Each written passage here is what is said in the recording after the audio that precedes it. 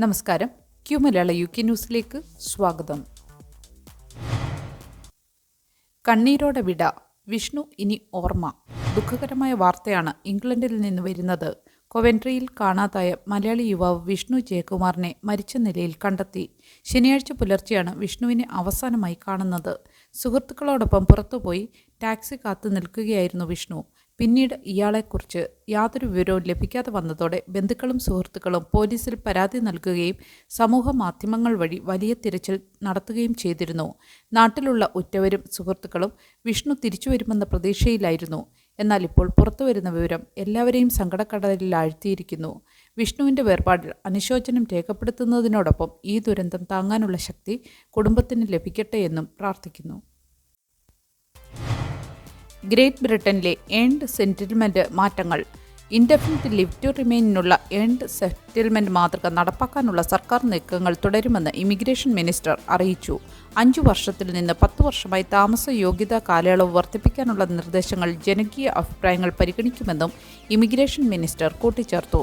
ഈ മാറ്റങ്ങൾ നിലവിലുള്ള അപേക്ഷകർക്കും ബാധകമാകുമെന്നത് ആശങ്കയുയർത്തുന്നുണ്ട്. കഴിഞ്ഞ ദിവസം ചേർന്ന പാർലമെന്റ് ചർച്ചയിൽ ഈ മാറ്റങ്ങൾ പ്രവാസി സമൂഹത്തിൽ വലിയ അനിശ്ചിതത്വം സൃഷ്ടിക്കുമെന്നും വിശ്വാസ്യതയ്ക്ക് കോട്ടം വരുത്തുന്നതാണെന്നും പ്രതിപക്ഷ എംപിമാർ ചൂണ്ടിക്കാട്ടി. ലക്ഷക്കണക്കിന് ആളുകൾ ബ്രിട്ടനിൽ സ്ഥിരതാമസമാക്കാൻ പദ്ധതിയിട്ട് നിയമങ്ങൾ പകുതി വഴിയിൽ മാറ്റുന്നത് നീതിയല്ലെന്ന് വാദിച്ചു. എന്നാൽ നിലവിലെ കുടിയേറ്റക്കാരുടെ എണ്ണം വർദ്ധിക്കുന്ന സാഹചര്യത്തിൽ സ്ഥിരതാമസത്തിനുള്ള സ്ഥിതി മാറ്റേണ്ടതുണ്ടെന്നും സംഭാവനകളെ അടിസ്ഥാനമാക്കിയുള്ള ഒരു സംവിധാനം കൊണ്ടുവരുമെന്നും മന്ത്രി വ്യക്തമാക്കി. ഭാഷാ പരിജ്ഞാനം, നിയമങ്ങളോടുള്ള അനുസരണം, സാമൂഹ്യ സംഭാവനകൾ എന്നിവ പരിഗണിക്കുമെന്നും അദ്ദേഹം കൂട്ടിച്ചേർത്തു. വെയിൽസിലെ പ്രധാന റോഡിൽ കർശന നിയന്ത്രണങ്ങൾ. ഓവർടേക്കിംഗ് നിരോധനവും 10 മൈൽ വേഗ നിയന്ത്രണവും. വെസ്റ്റ് വെയിൽസിലെ ഒരു പ്രധാന റോഡായ A477 അടുത്ത 18 മാസത്തേക്ക് കർശനമായ ട്രാഫിക് നിയന്ത്രണങ്ങൾ ഏർപ്പെടുത്തുന്നു. സ്റ്റിയേഴ്സ് മുതൽ പെംബ്രോക്ക് ഡോക്ക് വരെയുള്ള 23 മൈൽ ദൂരത്തിൽ റോഡ് ജോലികൾ നടക്കുന്ന സമയങ്ങളിൽ ഓവർടേക്കിംഗ് പൂർണ്ണമായും നിരോധിക്കുകയും വേഗത മണിക്കൂറിൽ 10 മൈലായി കുറയ്ക്കുകയും ചെയ്യും. ചില ഭാഗങ്ങളിൽ 40 മൈൽ വേഗതയായിരിക്കും അനുവദിക്കുക. ഈ നിയന്ത്രണങ്ങൾ റോഡ് വർക്കുകൾ നടക്കുന്ന സമയങ്ങളിൽ മാത്രമായിരിക്കും നടപ്പിലാക്കുക. ഇത് റോഡിൻ്റെ ഒരു ഭാഗത്ത് മാത്രമായിരിക്കും ബാധിക്കുക. ജോലികൾ ആരംഭിക്കുന്നതിന് മുമ്പ് ഡ്രൈവർമാർക്ക് മുന്നറിയിപ്പ് നൽകുന്നതിനായി സൂചനാ ബോർഡുകൾ സ്ഥാപിക്കും. സമാനമായ നിയന്ത്രണങ്ങൾ A40 റോഡിലും ഏർപ്പെടുത്തിയിട്ടുണ്ട്.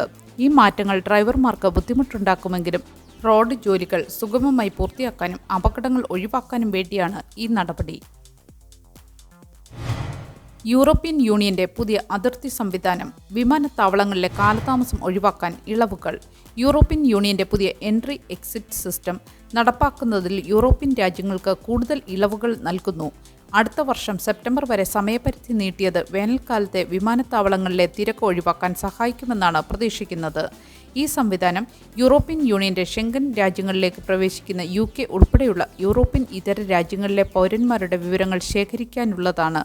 യാത്രക്കാർ വിരലടയാളം, ഫോട്ടോ തുടങ്ങിയ ബയോമെട്രിക് വിവരങ്ങൾ നൽകേണ്ടി വരും.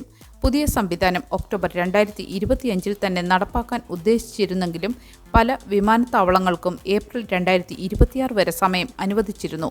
എന്നാലിപ്പോൾ ഈ സമയപരിധി സെപ്റ്റംബർ 2026 വരെ നീട്ടിയിരിക്കുകയാണ്. ഇത് യാത്രക്കാർക്ക് കൂടുതൽ സൗകര്യപ്രദമായിരിക്കും. ഈ മാറ്റങ്ങൾ വിമാനത്താവളങ്ങളിലെ അനാവശ്യ കാലതാമസം ഒഴിവാക്കുമെന്നും യാത്ര സുഗമമാക്കുമെന്നും പ്രതീക്ഷിക്കുന്നു.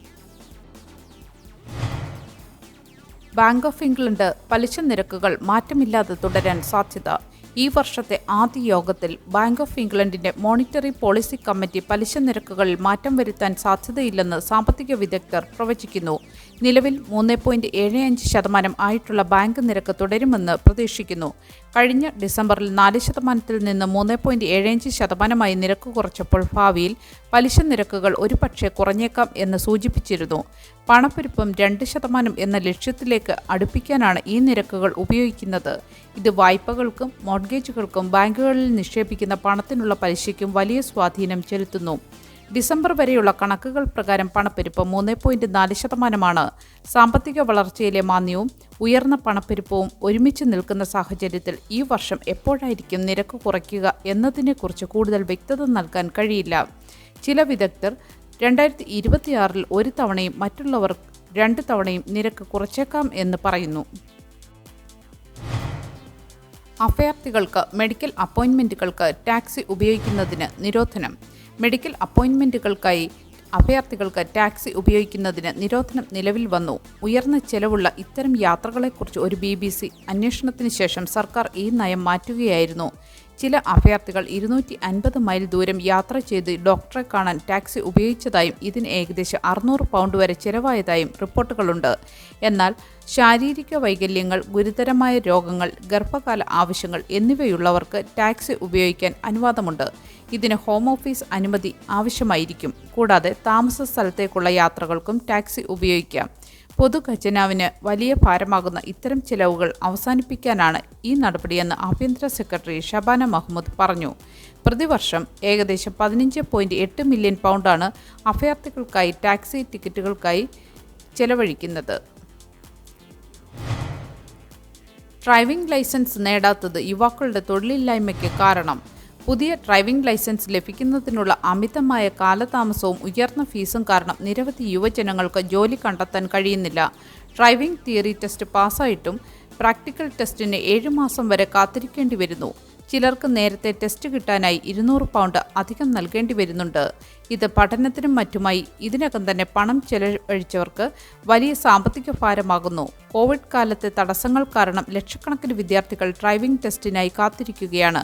ഡ്രൈവിംഗ് ലൈസൻസ് ആവശ്യമായ ഏകദേശം 6ൽ 1 ജോലികൾ പോലും ഈ കാലതാമസം കാരണം പലർക്കും നഷ്ടപ്പെടുന്നു. ഇത് യുവജന തൊഴിൽ വർദ്ധിപ്പിക്കാനുള്ള സർക്കാർ ശ്രമങ്ങൾക്ക് തിരിച്ചടിയാകുന്നു. ലൈസൻസ് ഇല്ലാത്തതിനാൽ തൊഴിൽ നഷ്ടപ്പെടുന്ന സാഹചര്യത്തിൽ ഡ്രൈവിംഗ് ലൈസൻസ് ഒരു പ്രവേശന കവാടം പോലെയാണ് പല ജോലികൾക്കും കണക്കാക്കപ്പെടുന്നത്. ഡ്രൈവിംഗ് ഇൻസ്ട്രക്ടർമാരുടെ കുറവും ഡ്രൈവിംഗ് ടെസ്റ്റ് ബുക്ക് ചെയ്യുന്നതിലെ സാങ്കേതിക തടസ്സങ്ങളും പ്രശ്നം വഷളാക്കുന്നു. ഗ്രീൻവിച്ച് കെന്റ് സർവകലാശാലകൾ ലയിക്കുന്നു. UK-യിലെ ആദ്യ സൂപ്പർ യൂണിവേഴ്സിറ്റി. ഗ്രീൻവിച്ച് കെന്റ് സർവകലാശാലകൾ ലയിച്ച് UK-യിലെ ആദ്യത്തെ സൂപ്പർ യൂണിവേഴ്സിറ്റിക്ക് രൂപം നൽകുന്നു. ഓഗസ്റ്റ് മുതൽ ഈ പുതിയ കൂട്ടായ്മ പ്രവർത്തനം ആരംഭിക്കും. ഈ ലയനത്തിലൂടെ രൂപീകൃതമാകുന്ന സ്ഥാപനം UK-യിലെ 3ാമത്തെ വലിയ ഉന്നത വിദ്യാഭ്യാസ സ്ഥാപനമായിരിക്കും. ഈ കൂട്ടായ്മയ്ക്ക് London and south east university group എന്ന പേര് നൽകാൻ സാധ്യതയുണ്ട്. 2 സർവകലാശാലകളും അവരുടെ നിലവിലെ പേരുകൾ നിലനിർത്തിക്കൊണ്ട് തന്നെ ഗ്രൂപ്പിന് കീഴിൽ പ്രവർത്തിക്കും. വിദ്യാർത്ഥികൾക്ക് അവരുടെ ഇഷ്ടപ്പെട്ട സർവകലാശാലയിൽ തന്നെ അപേക്ഷിക്കാനും ബിരുദം നേടാനും കഴിയും. ജീവനക്കാർ എല്ലാവരും പുതിയ ഗ്രൂപ്പിൻ്റെ കീഴിലായിരിക്കും. ധനകാര്യ പ്രതിസന്ധി നേരിടുന്ന ഈ കാലഘട്ടത്തിൽ ലയനം 2 സ്ഥാപനങ്ങൾക്കും സാമ്പത്തിക ഭദ്രത നൽകുമെന്നും ഗവേഷണത്തിനും വിദ്യാഭ്യാസത്തിനും പുതിയ സാധ്യതകൾ തുറന്നു നൽകുമെന്നും അധികൃതർ അറിയിച്ചു. നല്ലൊരു ദിവസം ആശംസിച്ചുകൊണ്ട് ഈ വാർത്താ ബുള്ളറ്റിൻ ഇവിടെ പൂർണ്ണമാകുന്നു. എല്ലാ ദിവസവും Q മലയാളം UK ന്യൂസിൽ നിന്നുള്ള വാർത്താ അപ്ഡേറ്റുകൾക്കായി കാത്തിരിക്കുക. നോട്ടിഫിക്കേഷനുകൾ ലഭിക്കുന്നതിന് ബെല്ലൈക്കൺ എനേബിൾ ചെയ്യണമെന്നും ഫേസ്ബുക്ക്, ഇൻസ്റ്റാഗ്രാം, യൂട്യൂബ് എന്നിവയിലൂടെ Q Malayalam UK news follow ചെയ്യണമെന്നും അഭ്യർത്ഥിക്കുന്നു.